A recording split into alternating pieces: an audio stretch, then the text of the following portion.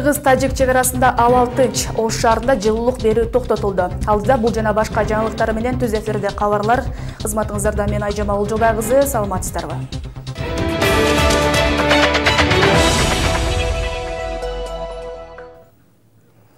Бүгүн 18 мартта Кыргыз-Тажик чегарасында абал тынч деп билдирди мамлекеттик чегара кызматынын басма сөз кызматы. Эс алуу күндөрү топтошкон адамдар болгон жок. Учурда вице-премьер-министр Жениш Разаков Кыргызстандын мамлекеттик чегара кызматынын Ички иштер министрликтин жана облустун жетекчилиги менен бирге Баткен облусунда жүрүшөт. Чегарадагы кырдаалды жөнгө салуу боюнча Кыргызстан менен Тажикстандын мамлекеттик делегацияларынын сүйлөшүүлөрү бүгүн дагы улантылат.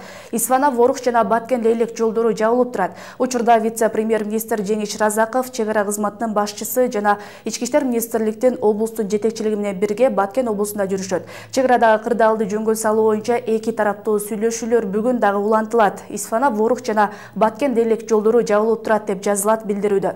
Мамлекеттик чегара кызматынын өкүлдөрү укук коргоо органдары менен биргеликте чегарадагы айылдардын жашоочуларына түшүндүрүү иштерин улантып жатышат. Ошондой эле Кыргыз-Тажик мамлекеттик чегарасы күчөтүлгөн тартипте кайтарууда. Кыргыз-Тажик чегарасындагы сүйлөшүүлөрдүн экинчи этабы кечээ 17 мартта саат 10:00 чамасында башталып, саат 21:00 чамасында бүткөн. Чүйдөн Токмок шаарында жергиликтүү кеңештин депутаты өлтүрүлдү. Бул тууралуу Чүй облустук милициясы бүгүн кабарлады. Кечээ 17 мартта түнү милицияга 20-25 жаштардагы азиат улутундагы адамдын каза болгону тууралуу маалымат келген. Милиция акчан териштирүү жүргүзүп, маркумдун өздүгүн аныктаган. Ал Чүй облусунда бир партиядан талапкер болгон 29 жаштагы тургун болуп чыккан. Ошол эле күнү бычактан жаракат алган 30 жаштагы жаран боюнча да билдирүү келип түшкөнү кабарланган. Милициянын билдирүүсүндө алдын ала маалыматка караганда Токмок шаарында 20-25 курактагы бир нече адамдар арасында жаңжал чыгып, ал мушташка чейин жеткен. Анда бирөө каза болгон, дагы бири бычактан жаракат алып, ооруканага жаткырылганын Чүй шаардык милициясы билдирет.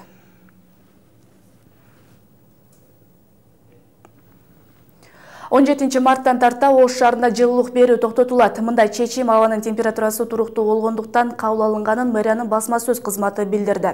Тиешелүү буйрукка шаар мэри Талайбек Сарыбашев кол коюп, жылуулук менен камсыздоочу объектилерди 2019-2020 жылдагы жылытуу мезгилине даярдоо иштери тиешелүү мекемелерге милдеттендирилген. Нормага ылайык жылуулук берүү 5 күн катары менен түнкүсүн абанын температурасы +8 градустан жогору болгондо токтотулат. Ош шаарында мекеме ишкана кызматкерлери, студенттер, шаар тургундары жалпы ишембиликке чыгышты. Республикалык деңгээлдеги ишембилик Кыргызстандын бардык аймактарында жүрдү. Оштогу көчөлөр, ишканалардын аянттары иретке келтирилди. Мындан сырткары Ошто 3 айлык жашылдандыруу айы да башталган. 3 айлыкты жүргүзүү максатында атайын штаб да түзүлгөн. Дарактарды актоо, шаар ичиндеги арыктардын саркындылардан арылтуу иштери жүрөт. Ош шаарын жашылдандыруу максатында быйылкы жылы 3000ден ашуун көчөттөр отургузулат. 40 000ге жакын бадал өсүмдүктөр эгилет. Быйылкы жылы Ош шаарын көрктөндүрүү максатында 2 миллиондон ашуун гүлдөр эгилет.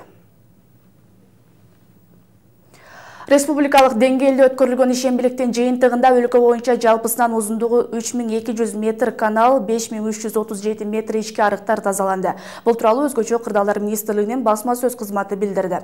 Маалыматка ылайык 5205 унаа жолдун жээктери, 2,5 чакырым участок тазаланып, 8,5 тонна таштаны чыгарылды. Мындан тышкары 71 түп көчөт отургузулду. Эске салсак, 16 мартта өлкө аймагында жалпы ишембилик уюштурулду. Кыргызстанда эң эрте жашылча жемиштер бышкан Шамалды Сай аймагында жер жемиштердин көчөтүн тигүү өнөктүгү башталды.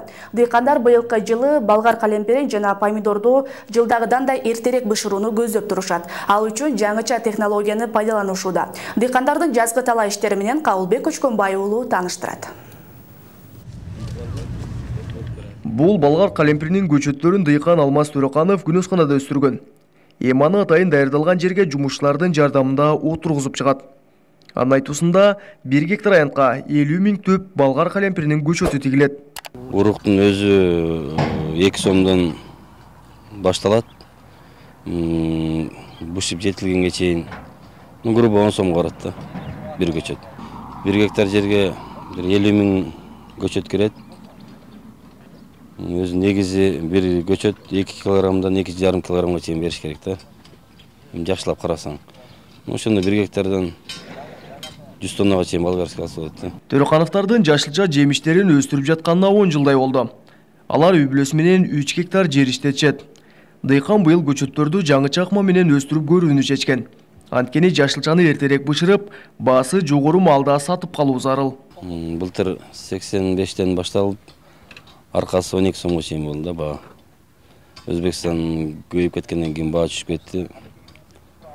Быйыл ошо дагы Өзбекстан бааны чүрүрө тургандай болуп турат. Ошого бир агробулактан Москвадан алдырып, ушуну жаап атабыз. Эртерээк бышсын деп, эртерээк бышырыштын жолун издеп атабыз да. Адистер жогордагы ыкма менен жашылча жемиштер ачык жайда өстүрүлгөнгө караганда бир топ эле эрте бышарын аныкташкан.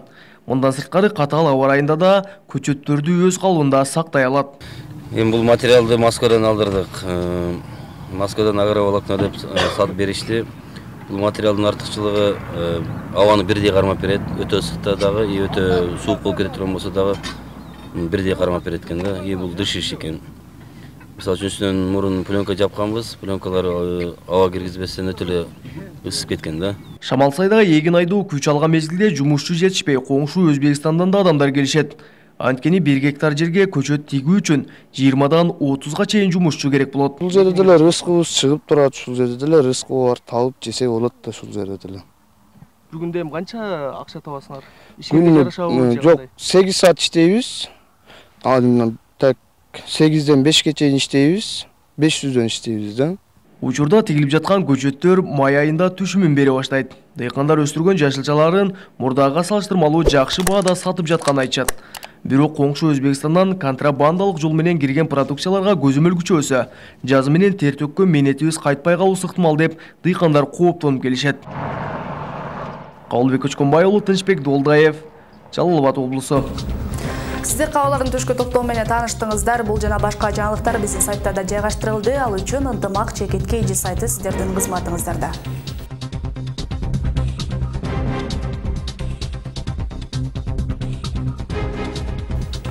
Мен сиздер менен коштошом. Иш күнүңүздөр ийгиликтүү улансын.